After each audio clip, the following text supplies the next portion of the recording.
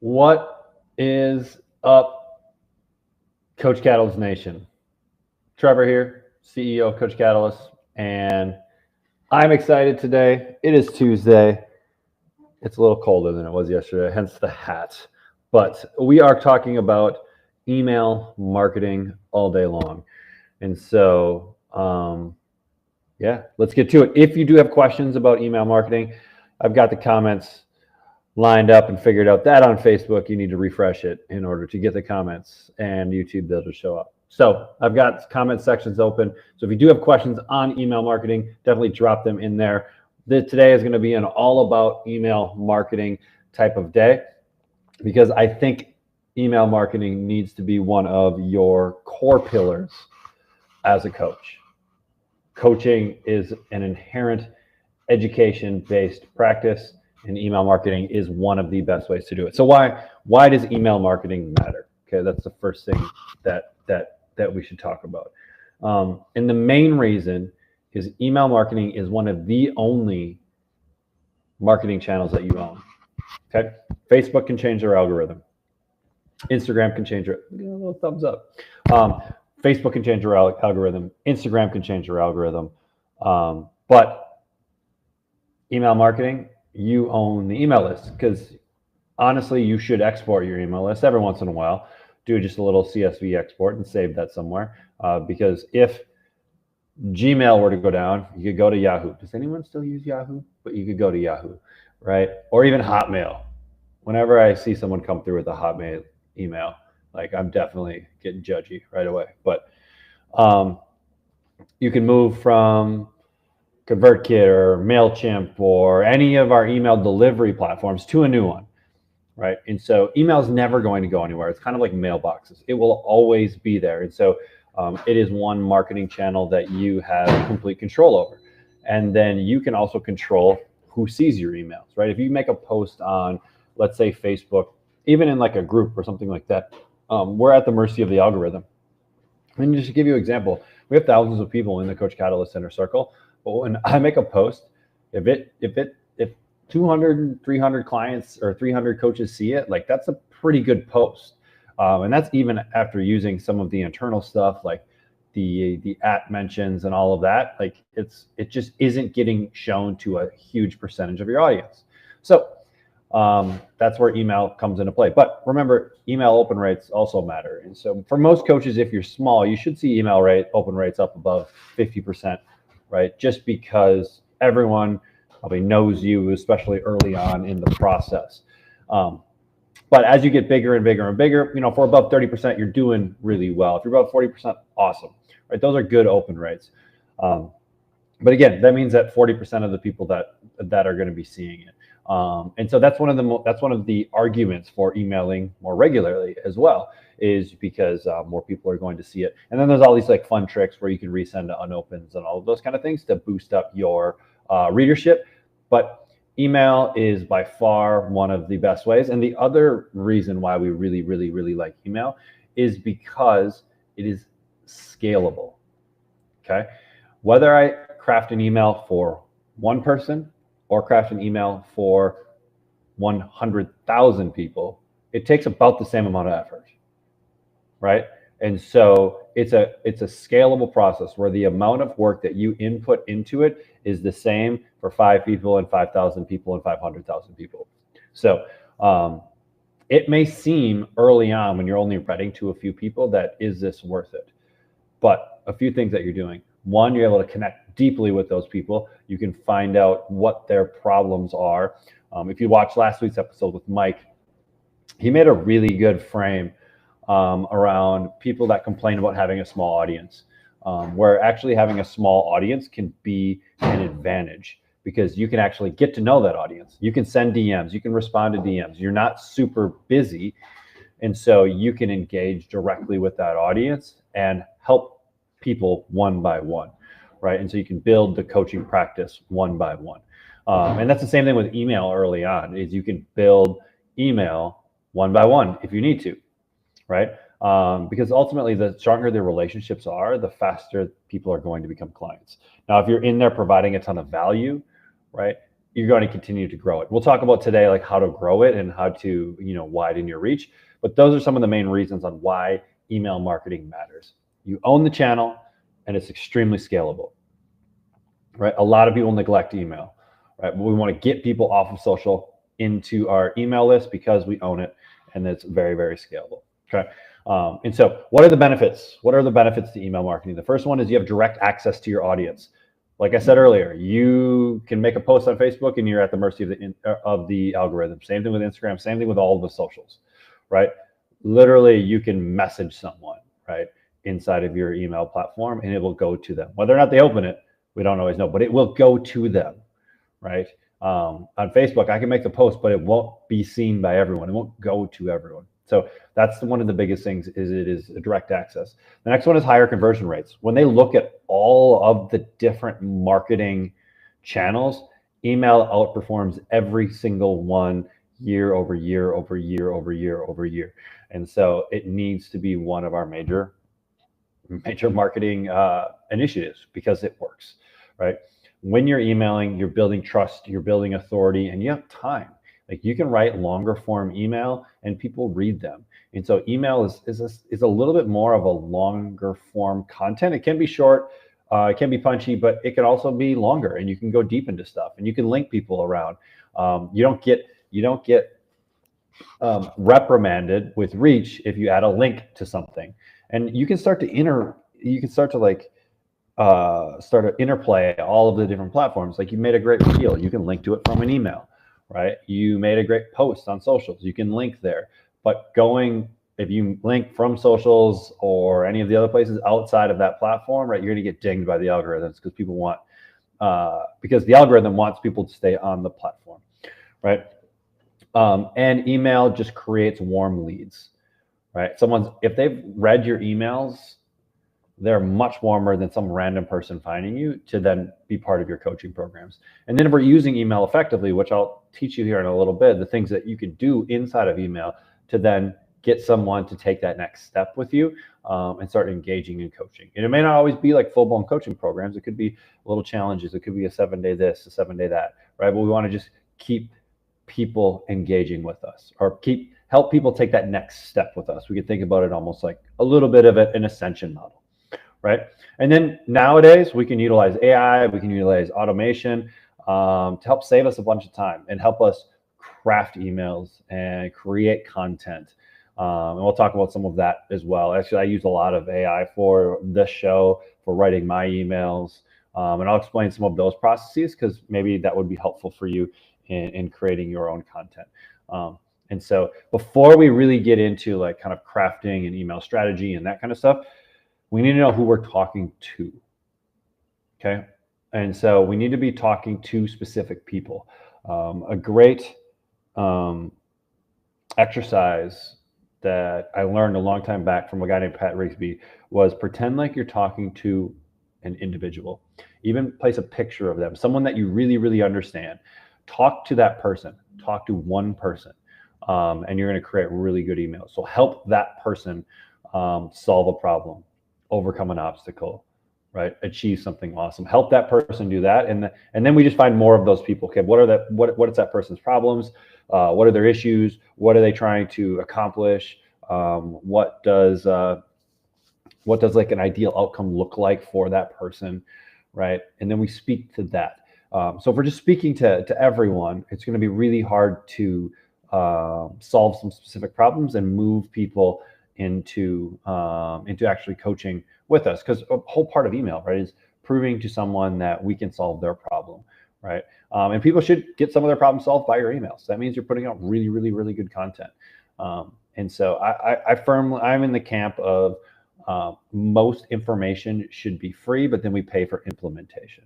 So information is free, implementation, coaching is what someone pays for. Because to be honest, right, like information is everywhere. Everything you need to know is inside ChatGPT. You can ask it and it will bring in the knowledge of the internet, right, at your fingertips. So you can get information, but that's not where most people struggle. They're not struggling for a lack of information. They're struggling for a lack of implementation, right? And taking the information and putting it in the correct order for them, for their life to be successful with the thing that they want to accomplish, right? And that's your role as a coach, right? So that's where we create the different programs to help someone synthesize that and move through that process. Okay. So we need to know who we're talking to before we start getting into what we're actually going to write. So when we think about emails, there's three pieces to it, right? We have, if we don't have anybody on our email list, right? We need to get people on our email list, and then we need to nurture and engage them while they're on our email list, and then we need to convert them, right? Because it's great to have people on our email list, but ultimately we want to sell them things, right? Because when they give us money, right, that allows us to operate a business, and that allows us to provide a service to them. And then if we get enough of those monies, we feel like, hey, this is a productive thing for us to do with our time. So we continue to solve their problems, and we continue to help them, and we build a business out of it. And so there needs to be an exchange of value, and that value is money. And so we need to be taking people off of our email list. We need to be making offers and doing that kind of stuff, and then moving them into actual coaching, because we know that's how we're going to be able to help them the best, right? And so let's start with lead capture. Like, what does that look like? How do we get people on our email list, right? Right away, it might just be asking some friends and family where you are like, hey, here's what I'm creating an email newsletter to help XYZ person achieve XYZ result, right? It can be that simple, right? This analogy is just like driven into the ground, but I'm helping busy moms lose that last 10 pounds of belly fat, right? That is such a generic example. Like, I mean, a lot of people use it, but just think about that. I help this type of person achieve XYZ result, right?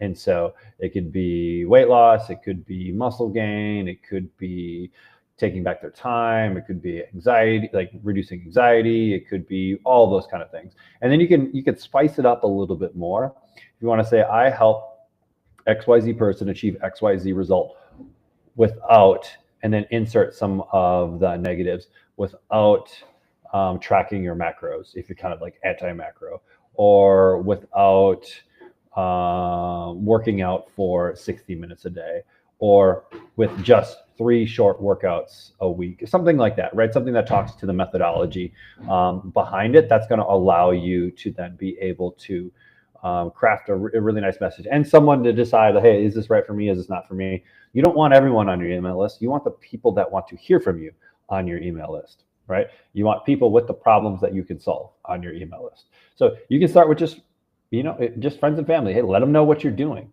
right? You can go on your cell phone, let people know what you're doing, right? And just start building that small list. Okay, so that's a good place to start. Then every single customer that you have should go on your email list. So if you have coaching clients right now, they should go on your email newsletter. And when I say email list, I'm talking about like an email newsletter, a regular email newsletter where you're consistently providing value via email. Okay, customers, they're going on there. Any past customers, anyone that's ever worked with you in the past, they should be going on there. Okay, and then we should be developing some sort of lead magnet. Okay, a lead magnet is just you providing something of value to someone in exchange for their email address. This could be something as simple as like a cheat sheet. It could be like a quiz that you've created that people fill out and get some answers to. It could be a video series that you've created. It could be an email series that you've developed, but something short that solves a very specific problem for a client. It's not their entire problem, it's an aspect of their problem. So maybe weight loss is kind of the overarching goal, but maybe you have a recipe guide of 10 simple recipes with 5 or less ingredients that can be made in less than 20 minutes, right? For the person that's strapped for time, right? What can we think about, or what can we develop? And here's where you can start to deploy the power of like AI. I think brainstorming is one of the best use cases for AI. You can tell it what you're trying to do, who you're trying to serve, what could be some possible good lead magnets. Here's some ideas that I have, and it can start shooting some ideas back at you and help with the brainstorming process. But I think starting with something really simple, the fastest thing that you can execute on, probably like a PDF. You could build it in a Word document. You could save it as a PDF and get it out there. That's just at least something that you could get out there. You could have it spiced up on like Fiverr or something like that for 10, 15 bucks. Like, it doesn't cost much to get it going. But then I think we should probably move towards some sort of like assessment or quiz or something that's interactive with people, because those get a slightly higher caliber of lead. And so we need to have some sort of kind of lead capture. Most of the time it's a lead magnet. If you do have a website, like an opt-in is another really good one. And then just kind of telling people about what you've created and if they want to be on your list, right? People need to opt into an email newsletter. We can't just add people at random. I mean, you can, but it's kind of against all of the rules. So that's kind of like step one, right? We need some sort of lead capture. And then we need to figure out what our cadence of nurturing and engagement is going to be. One thing I would suggest early on in the email marketing world is once we do capture a lead, it's a PDF or a quiz or something, we should make an offer fairly quickly right after that thing, because someone just gave you something, right? And the likelihood of them giving you another thing is much higher right then and there. And so having that offer doesn't hurt anything, kind of a one-time offer. If you have something that's maybe low cost or maybe like a challenge or something like that, we could offer someone. That's a great place to do it because someone is, they're kind of warmed up a little bit. And so offering that is great. If it's really early in your career, right, and you have more time than you potentially have money, then when people are downloading stuff, like follow up with them, see if they've gotten the guide, see if they've put any of the recipes to work. Like, have a conversation. The more conversations you have, the more coaching clients you will get. It is that simple. Coaching is a conversation type business, meaning you're not going to get coaching clients, especially for the vast majority of people listening to this and the vast majority of coaches, just by like posting one thing and then people are just going to sign up, right? It's going to start a conversation. So everything that we do should start a conversation. And same thing with email. When we are emailing, we should try to start a conversation. Ending our emails, hey, reply with, right? Trying to start some engagement and have that conversation. Because once we start having a conversation, now we can help solve some specific problems. Maybe we get them on a call to help them a little bit more, and then maybe they become a coaching client, right? But we have to be willing to invest early and often. So nurturing and engagement. Let's talk about how often should I email? That's always the question that comes up. I had Mike on last week. Mike is an absolute email juggernaut. Like he is a great copywriter, a great email marketer, and he's really built his nutrition coaching business off of email. So an awesome guy. And I asked him, I was just straight up with Mike, like, how many times a week do we need to email? And he said once. Start with one time a week, just like with working out. I think that's a great analogy, right? Most of us are familiar with kind of health and fitness things. We're not asking someone to change overnight. We're asking them to do the first simple thing. So send one email a week. That's it. Like, one email a week. And the cool thing is, at this point too, with AI, some automation, right? You can have that email created in literally minutes. Yes, there's some proofreading and you want to make sure that it sounds great. But like, there are tools to make this happen, and it is super, super simple. So a few things come up with this, and I'll give you my AI hack here in a little bit, but there's a few things that come up with this. The first one, what do I write about? It's always the next question that's going to happen. What do I write about? And the easiest answer to that is answer the questions your clients have. Literally keep a little notebook. And I don't think I have one on my desk here.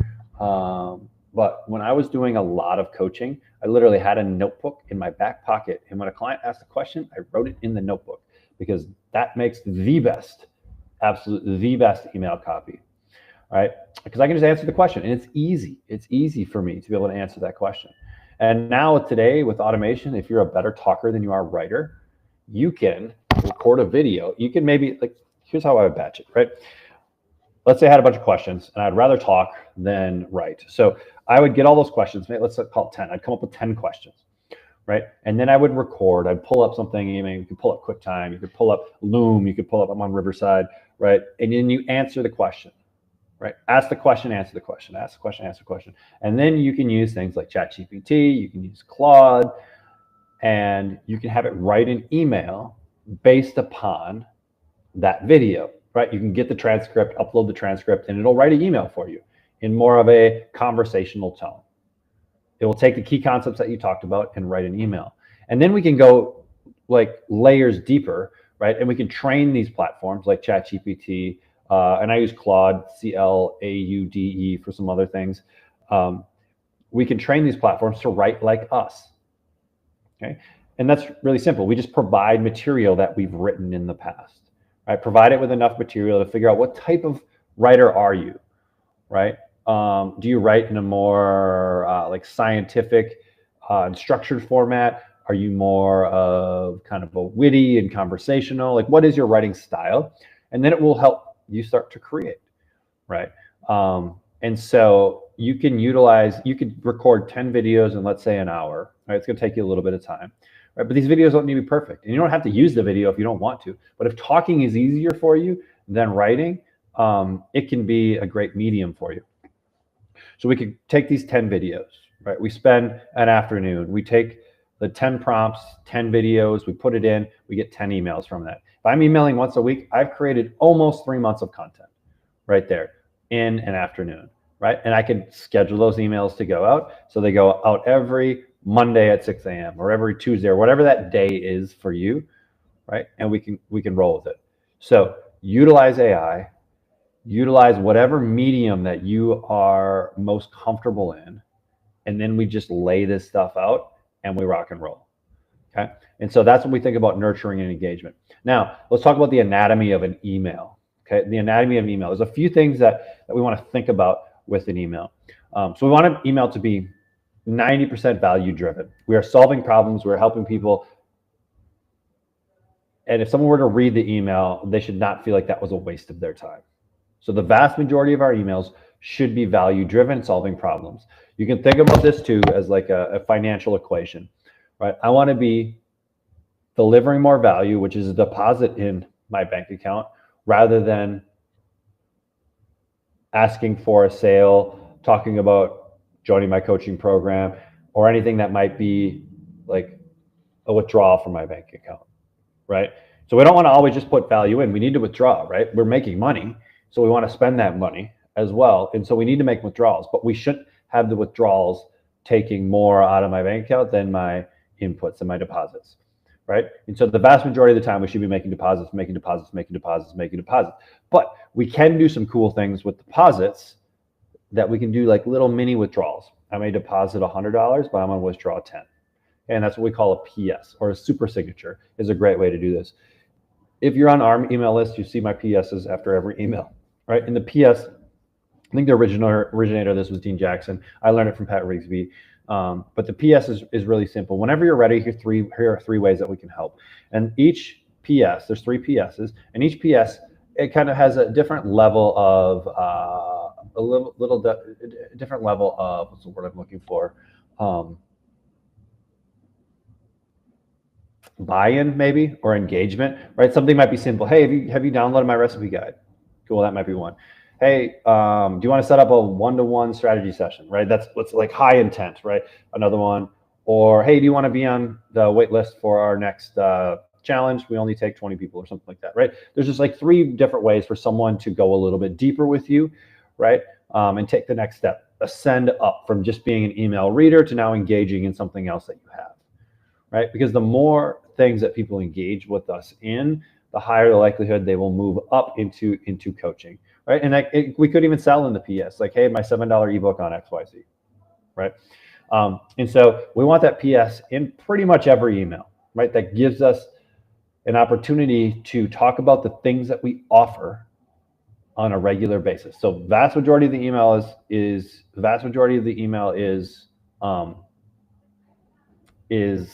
content, it's value. In the last little bit, we sell some stuff, right? Or show them how to go a little bit deeper. So that's how we can convert clients without it feeling like overt, like launch. But there probably is times during the year when you should have a launch, right? When you should be like in people's faces a little bit about, hey, it's time to make a decision, right? Because many times people need that deadline in order to take action. So having some deadline driven things throughout, maybe it's offers, maybe it's like a special discount or things like that, or it's think about your kind of different persuasion tactics that we have. There's some scarcity where, hey, 5 spots kind of thing, or until this deadline, right? Those are two good ways to be able to get people to take action, right? We should do this kind of stuff because people need these levers in order to take action, or else we just kind of like hum and haw and stuff. We all do it, right? We just need, we're not selling like crack to kids here, right? We are selling a healthier, longer lifespan. Like we're selling things that more people should be selling, right? Because these are things that are going to have, like, you're probably going to have more impact. If someone were to work with you for a couple of years, you would have more impact on that person's life than probably anyone else ever in their life, right? You can drastically change the trajectory of someone's life through your coaching. And so it is imperative for coaches to get really good at selling, because you are changing the trajectory of someone's life for the better, right? And there's very few things that people are going to interact with on a regular basis, or things that people buy that have that kind of impact, right? I've seen people, they join the gym, they take part in our coaching, and their lives are vastly different. They get out of pain. They start becoming more confident. They make decisions that they wouldn't have made because of that confidence, right? They change careers because they now have that new level of confidence, right? They show up and they feel good and they're happy.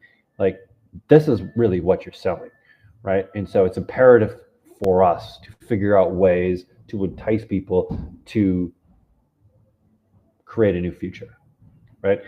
So that's where that's what we're going with there. So we have the PSs. We should have some hard launches throughout the year where it's a week full of just like, you need to make a decision type of stuff, and then back to regular programming. There's nothing wrong with putting it in people's faces for a period of time. And then during those launches, some other tactics that we can get into are like resending to unopens. That's a really good one to get better readership. One thing when we do resend to people with unopens is just like change the subject line. Okay, change the subject line so that it looks fresh and new, but all the content stays the same. Really easy. Most email platforms allow you to just kind of, there's a button where it's resend out unopens, and then you just change the subject line and you're good to go. So yeah, I don't want these episodes to be super long, and so I was going to get into a little bit of like anatomy of a really good email, but I think that'll be a good next week episode or the following week episode, because that we can talk through some pieces of a really, really good email and what that looks like, and then even some other tactics around email marketing. So biggest mistakes I see in the world of email marketing, one is just inconsistency, right? We send 3 weeks of great emails and then we just fall off because life gets busy. It's something that needs to get on your calendar. Okay. Step one is just being consistent. Okay. Step one is being consistent, right? And then after that, we can look to start to refine things, just like working out. Step one is just show up at the gym. Just show up at the gym, right? Walk on the treadmill. I don't care. Just show up, right? And then you start showing up more frequently enough. Now we can maybe do something that's a little bit more impactful, but just build the muscle of showing up. Okay? Next mistake I see is trying to do it all on your own. We live in a world with AI. Utilize that stuff. It is awesome, right? Utilize it. Just like what I talked about earlier, if video is your best content, right? 10 prompts, 10 videos, transcribe videos, and then put those videos into ChatGPT, or put those transcriptions into ChatGPT, into Claude, hit go, let it build some emails, edit, refine, you've got some emails, right? Afternoon of content creation, and you've got weeks and weeks of emails. And then once you get better, let's start going a couple days a week, right? And see what happens. Do you convert more people? I bet more people inquire about coaching, right? And then we'll talk about some of the ways in the anatomy of email to get people to engage with you, because that is an important piece too. And then next level, and I think I'll talk about this one next week too, is just segmenting, starting to break your list up a little bit more. And so when you think about email, think about consistency, think about value, and then let's get a PS in there. Okay, lots and lots of value, answer questions, get a PS, let people know how they can go deeper with you if they want to. So, man, that's kind of the list of what I wanted to get through today. If you do have questions with email, I'm just going to refresh comments here just to make sure there's nothing in here that I need to answer. So if you do have questions with email, drop it in. Make sure you tag me, and next week or the week after, when we go a little bit deeper in email and email content and copy, we can get those answered for you as well. So that's it. Hopefully, I was a little bit persuasive on why email should be an important part of your marketing glove, for lack of a better term, right? We should have kind of a lot of different marketing pieces out there, and email should be a big component of that. I'm a firsthand believer in it. Much of my gyms have been built off of email, that regular engagement. We get members every single month because we email 3 times a week, providing value over and over and over again, right? So hopefully that was helpful. Hopefully you're starting to think about email. If you are doing email, awesome. I'd love to know how it's working for you, but that's all I got. I hope you guys have a great Tuesday. I will see you back here probably next Tuesday. We'll see. I may have to throw in a recorded episode because I will hopefully be headed to the mountains. So you guys enjoy your Tuesday. We'll see you later. Have a great rest of your week.